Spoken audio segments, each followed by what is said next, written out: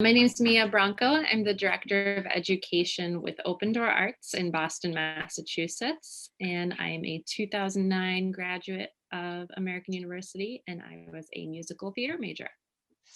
Thanks for coming back, Mia. Mia, you were one of 3 panelists we featured on a panel for students in the arts at AU last spring.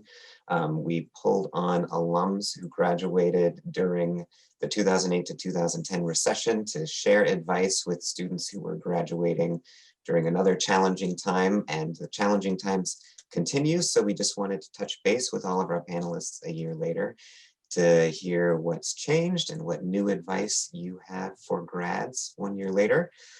So with that, I guess the first thing I'll ask you is, in the last year, oh, and you've got a visitor. In the last year, what has changed for you and the kind of work that you do? Yeah, well, we're still obviously working remotely with our pets and plants and children and families all around us.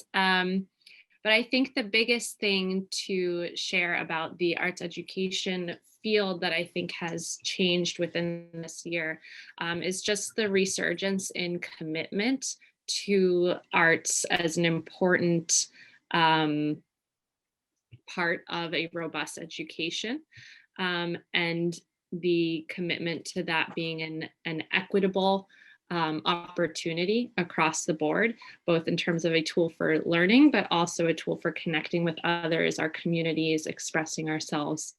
So I see that there is a recommitment to this field. And I think within that, there's going to be continuing to have new opportunities within that for those who are interested in joining the field. So I think that's really exciting. That is exciting. What advice do you have for this year's graduating class that might be different from last graduating class, or it might be the same?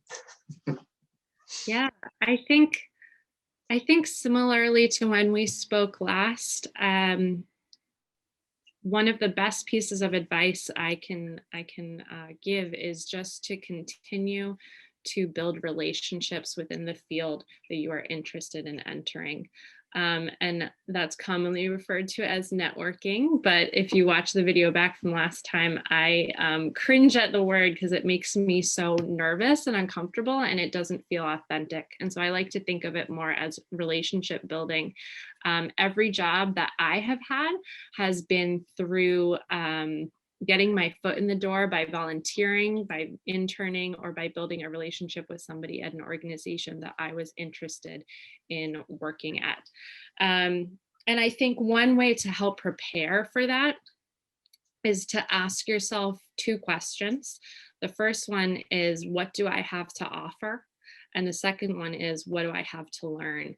And if you can be really clear with yourself on those 2 answers for you, it helps those that you're building that relationship with to understand both how they can help you, as well as how you might fit in to their organization. And it's a great way to start that conversation, which can be the most intimidating part. So think about those 2 questions, and I think it will help to facilitate that process of building that network or those relationships.